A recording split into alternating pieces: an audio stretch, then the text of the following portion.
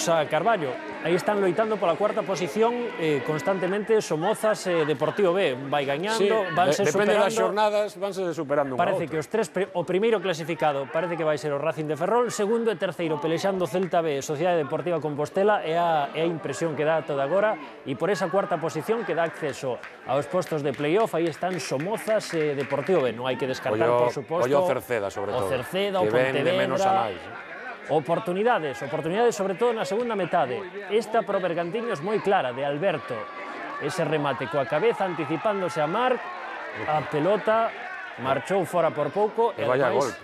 levou un bo golpe. Quedou en inferioridade numérica o Deportivo B por esa xogada, un xogo perigoso, dobre cartón amarelo para Iván, eu creo que o segundo un pouco rigoroso, e aínda así, con 10, o Deportivo B tivo as mellores ocasións.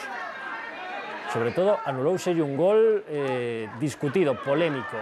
Ese gol marcado por Romai.